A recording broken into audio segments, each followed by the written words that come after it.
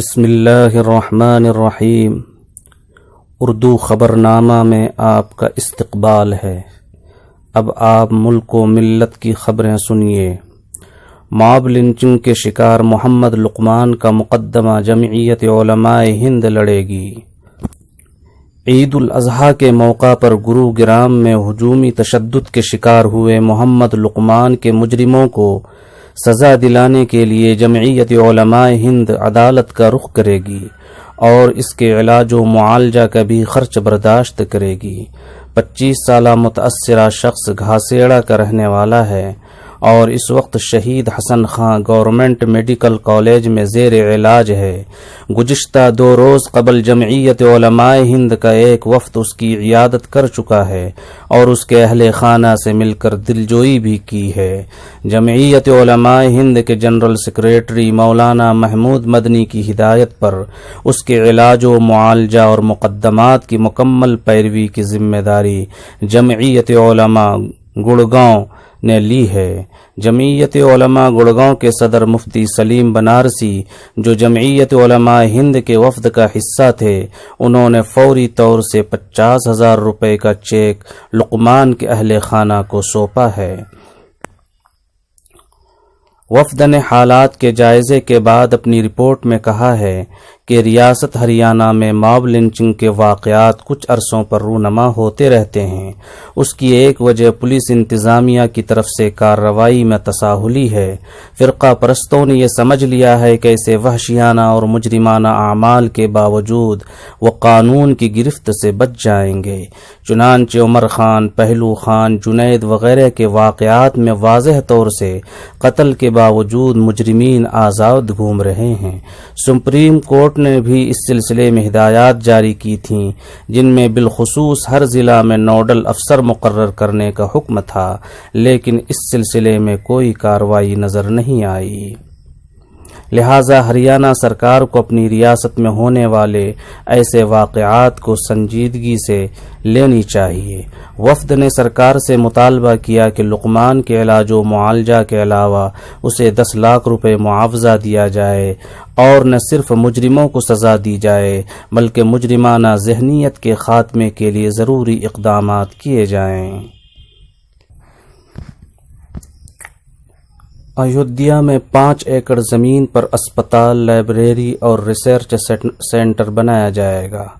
اتر پردیش سنی central وقف board کے ذریعے ایودھیا میں مسجد اور دیگر تعمیر کے لیے تشکیل ٹرسٹ ہائی کورٹ کے حکم پر وقف بورڈ کو ملی زمین پر بننے والی عوامی سہولیات کے سنگ بنیاد کے لیے وزیر اعلیٰ یوگی آدتیہ ناتھ کو مدعو کرے گا۔ Indo Islamic cultural foundation trust کے سیکریٹری اور ترجمان اطہر حسین نے ہفتہ کو بتایا کہ سپریم کورٹ کے حکم پر ایودھیا ضلع کے دھنی پور گاؤں میں وقف بورڈ کو ملی 5 ایکڑ زمین پر اسپتال، لائبریری، کمیونٹی باورچی خانہ اور ریسرچ سینٹر بنایا جائے گا۔ مولانا محمد صفدر صاحب قاسمی کا انتقال۔ جامعہ عربیہ دارالسلام سونوہولی مدھوبنی کے سینئر استاد حضرت مولانا محمد صفدر صاحب قاسمی اللہ کو پیارے ہو گئے۔ انا للہ و انا الیہ راجعون۔ وہ بے حد محنتی، یکسو ادارہ کی تعمیر و ترقی کے لیے فکرمند، سب کو ساتھ لے کر چلنے کا مزاج رکھتے تھے اور اساتذہ اور طلباء کے ساتھ شفقت سے پیش آتے تھے۔ اللہ تعالی مرحوم کو جنت الفردوس میں اعلیٰ مقام عطا فرمائے اور ان کے پسماندگان کو صبر جمیل عطا فرمائے۔ حزب اللہ کی جاری تخریب کاری نے سبھی کو تشویش میں مبتلا کر دیا۔ سعودی وزیر خارجہ شہزادہ فیصل بن فرحان نے کہا ہے کہ دہشت گرد تنظیم حزب اللہ کی جاری تخریب کاری نے ہر کسی کی تشویش میں اضافہ کر دیا ہے۔ وہ اتوار کے روز فرانس کے زیر اہتمام لبنان کے لیے آن لائن امدادی کانفرنس میں گفتگو کر رہے تھے۔ انہوں نے کہا، ہم سب اس تنظیم کے دھماکہ خیز مواد کو استعمال کرنے اور اس کو متعدد عرب، یورپی اور امریکی ممالک میں شہری آبادیوں کے درمیان ذخیرہ کرنے کی ثابت شدہ مثالوں سے آگاہ ہیں۔ شہزادہ فرحان نے اپنی تقریر کے آغاز میں لبنان کے دارالحکومت بیروت میں گزشتہ منگل کے روز تباہ کن دھماکے میں ہونے والے جانی نقصان پر سعودی عرب کی جانب سے لبنانی عوام سے گہرے دکھ اور افسوس کا اظہار کیا ہے۔ انہوں نے کہا کہ ہم سعودی عرب کی جانب سے لبنان میں اپنے بھائیوں کے ساتھ کھڑے ہیں۔ ہم اس خوفناک دھماکے اور اس کی تباہ کاریوں کی بین الاقوامی شفاف اور غیر جانبدارانہ تحقیقات کی ضرورت پر زور دیتے ہیں۔ لبنان کے برادر عوام کو اپنے ملک میں تحفظ و احترام کے ساتھ رہنے کا حق حاصل ہے۔ سعودی وزیر خارجہ نے کہا کہ لبنان میں اس وقت جامع اور فوری سیاسی اور اقتصادی اصلاحات کی ضرورت ہے تاکہ مستقبل میں اس طرح کی خوفناک تباہی کا اعادہ نہ ہو۔ لبنان ڈونرز کانفرنس میں شریک بڑی عالمی طاقتوں نے لبنان کو بیروت میں تباہ کن دھماکے کی تباہ کاریوں سے نمٹنے کے لیے فراخ دلانہ امداد دینے کے وعدے کیے ہیں۔ ان کا کہنا ہے کہ وہ لبنانی عوام کو مایوس نہیں کریں گے۔ بیروت میں تباہ کن دھماکے سے 43 میٹر گہرا گڑھا پڑ گیا۔ لبنان کے دارالحکومت بیروت کے بندرگاہ پر واقع امونیم نائٹریٹ کے گودام میں تباہ کن دھماکے کے بعد 43 میٹر گہرا گڑھا پڑ گیا ہے۔ گزشتہ منگل کے روز بیروت کی بندرگاہ کے ساتھ واقع گودام میں پہلے ہلکا دھماکہ ہوا تھا اور اس سے دھواں پھیلا تھا۔ اس کے بعد زوردار دھماکہ ہوا تھا۔